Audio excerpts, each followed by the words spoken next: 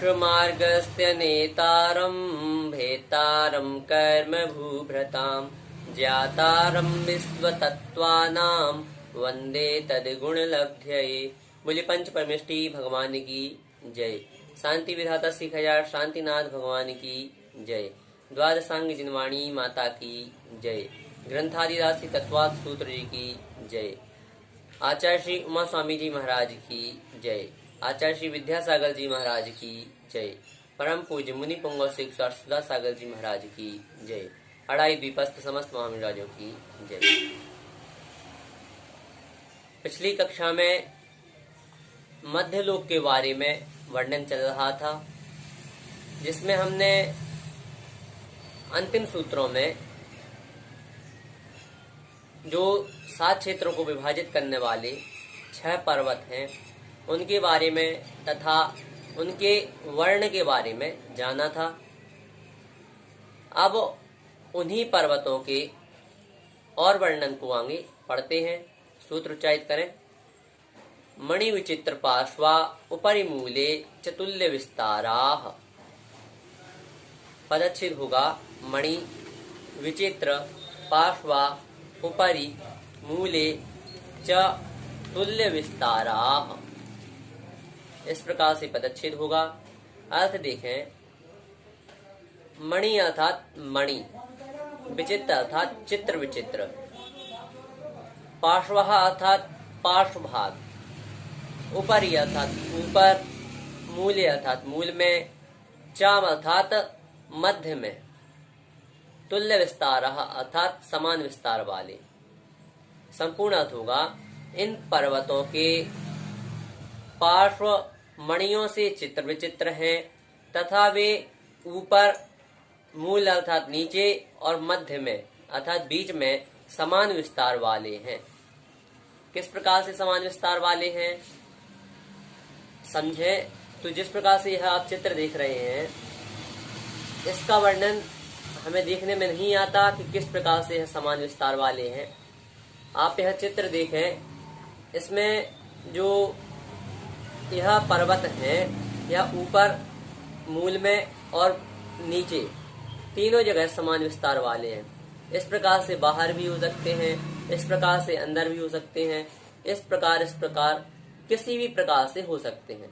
इनके अलावा भी यदि किसी प्रकार से तीनों जो ऊपर, मध्य और नीचे समान विस्तार जिस प्रकार से बने उस प्रकार से हो सकते हैं।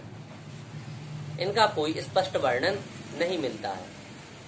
इसलिए हमें समझना केवल यह है कि जो यह पर्वत हैं इनके पार्श्वभाग ऊपर, मध्य और नीचे से समान विस्तार वाले हैं।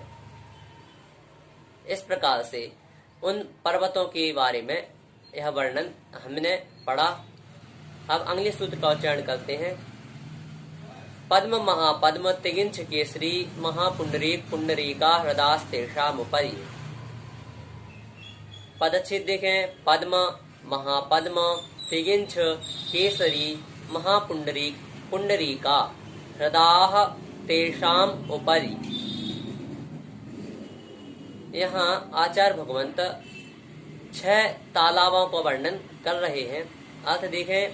पद्म अर्थात पद्म, महापद्म अर्थात महापद्म, तिगिंछ अर्थात तिगिंछ, केसरी अर्थात केसरी, महापुंडरीक अर्थात महापुंडरीक और पुंडरीका अर्थात पुंडरीक।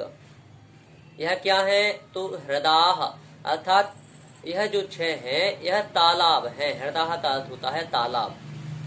कहाँ है तो तेषाम उपरि, तेषाम अर्थात उनके ऊपर हैं। ऊपर, ऊपरी अर्थात ऊपर, उनके ऊपर। किन के ऊपर तो जो पर्वतों का वर्णन हम अभी पढ़ रहे थे उन पर्वतों के ऊपर यह 6 तालाब हैं। संपूर्ण अर्थ होगा पद्म, महापद्म, तिगिंछ, केसरी, महापुंडरीक और पुंडरीक। यह 6 तालाब उन पर्वतों के ऊपर क्रमशः हैं। किस प्रकार से क्रमशः तो सबसे पहला जो पर्वत था वह था हिमवंत पर्वत। हिमवंत पर्वत कैसा था? हिमवंत पर्वत के ऊपर सबसे पहले पद्म तालाब, महाहिमवंत के ऊपर महापद्म तालाब,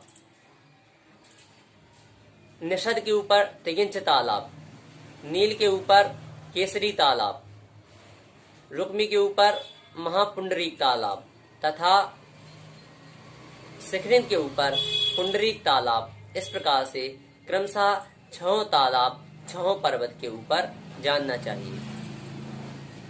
अब इन्हीं तालाबों की और विशेष वर्णन को आचार्य भगवंत आगे बता रहे हैं। सूत्र उच्चारित करें। प्रथमो योजन सहस्राया मस्तद विष्कम्भो हृदः। पदच्छेद देखें। प्रथमः योजन सहस्र आयामः तत अर्ध विष्कम्भः हृदः। अर्थ होगा प्रथमः हृदय अर्थात पहला तालाब, योजन सहस्र अर्थात 1000 योजन, आयामः अर्थात लंबाई अर्थात 1000 योजन लंबा है, तत् अर्थात उसके किसके, तो जो 1000 योजन है संख्या बताई, इसके अर्ध अर्थात आधे करने पर अर्थात 500 योजन चौड़ा है, विष्कम्भा विस्तार वाला जानना चाहिए। संपूर्ण अर्थ होगा पहला तालाब 1000 योजन लंबा, इसके आधे अर्थात 500 योजन चौड़े विस्तार वाला है। इस प्रकार से जानना चाहिए। लंबाई कहां से कहां तक है, तो लंबाई पूर्व से पश्चिम तक 1000 योजन लंबा, उत्तर से दक्षिण तक 500 योजन चौड़ा है।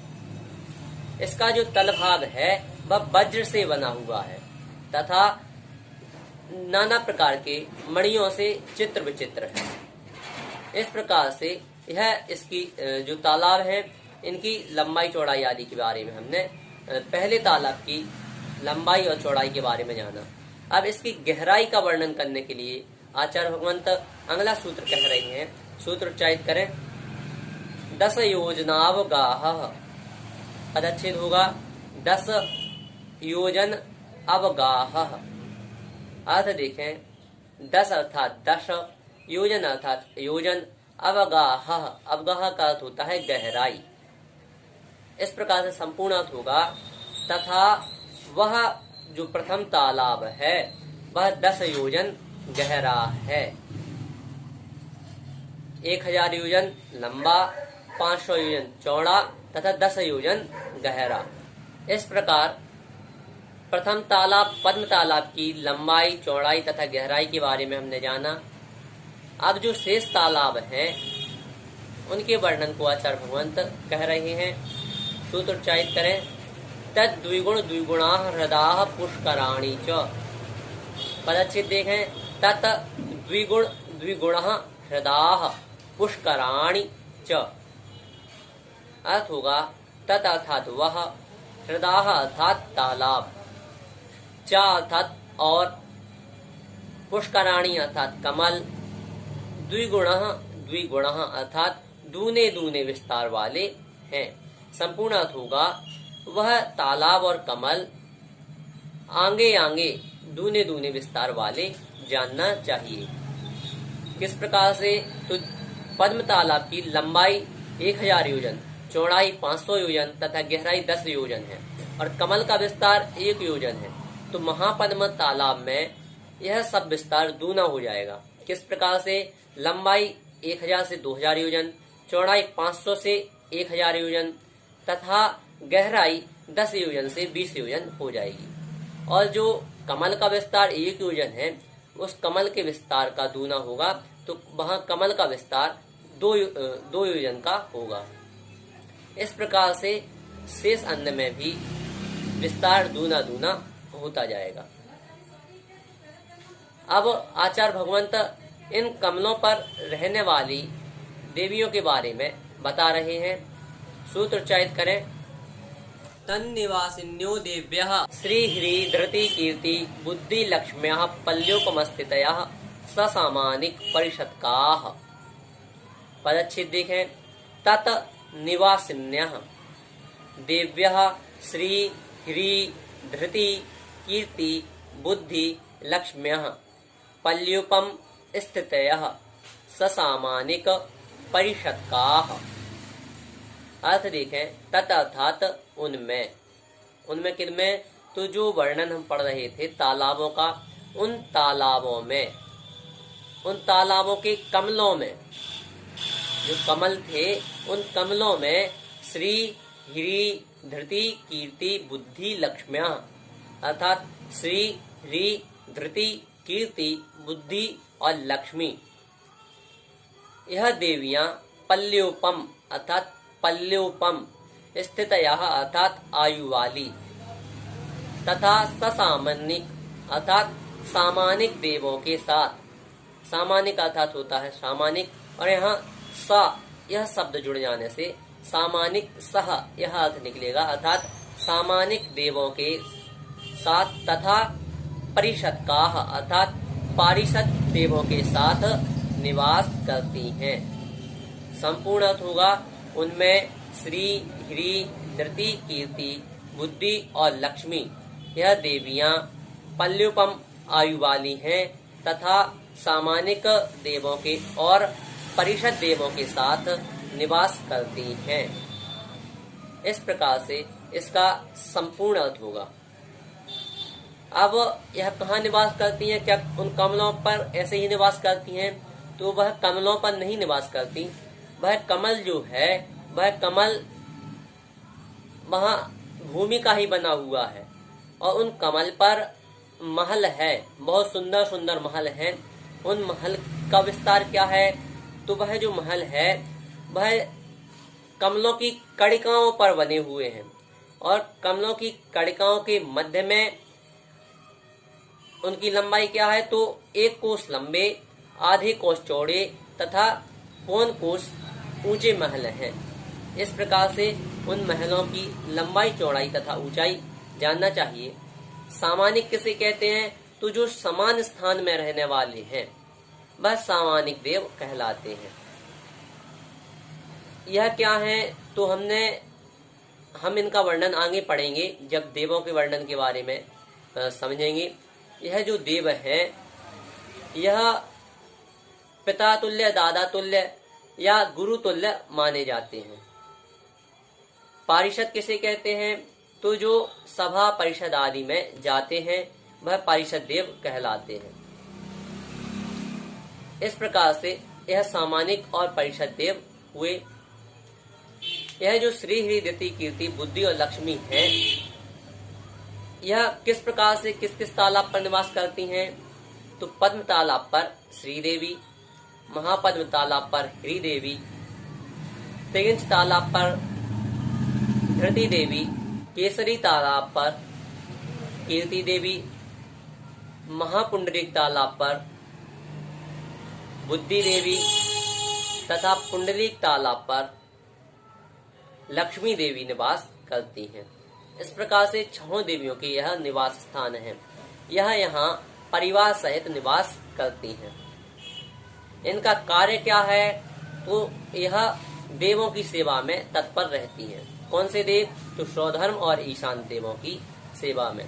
सौधर्म देव की सेवा में आगे की जो 3 देवियां हैं, श्री ह्री तथा धृति, यह तीनों देवियां सौधर्म इंद्र की सेवा में तथा ईशान इंद्र की सेवा में जो शेष देवियां हैं अर्थात कीर्ति बुद्धि और लक्ष्मी, यह देवियां ईशान इंद्र की सेवा में तत्पर रहती हैं। इस प्रकार से जो यह देवियां हैं इनके वर्णन को के बारे में हमने जाना। आज हमने 7 सूत्रों को पढ़ा। मणि विचित्र पार्श्वा उपरि मूले चतुल्य विस्ताराः पद्म महापद्म तिगिंछ केसरी महापुंडरीक पुंडरीका हृदास्तेषामुपरि प्रथमो योजन सहस्रायामस्तदर्ध विष्कम्भो हृदः 10 योजनावगाः तन्मध्ये योजनं पुष्करं तद्विगुण द्विगुणा हृदः पुष्कराणि च तन्निवासिन्यो देव्यः श्री ह्री धृति कीर्ति बुद्धि लक्ष्म्यः पल्योपमस्थितयः सा सामानिक परिषदकाः। इस प्रकार से 7 सूत्रों के माध्यम से आज हमने जो पर्वत थे उनकी संरचना को जाना, जो तालाब थे उनके बारे में जाना, उनकी संख्या को जाना, उनकी लंबाई चौड़ाई गहराई को जाना, उसमें जो कमल है उसके विस्तार को जाना तथा उन कमलों में निवास करने वाली देवियों के बारे में जाना। इस संदर्भ में यदि आपकी कोई जिज्ञासा है तो आप हमें YouTube चैनल पर कमेंट के माध्यम से बता सकते हैं, अथवा हमारे व्हाट्सएप नंबर पर भी आप हमें अपनी जिज्ञासाएं भेज सकते हैं। जय जिनेंद्र।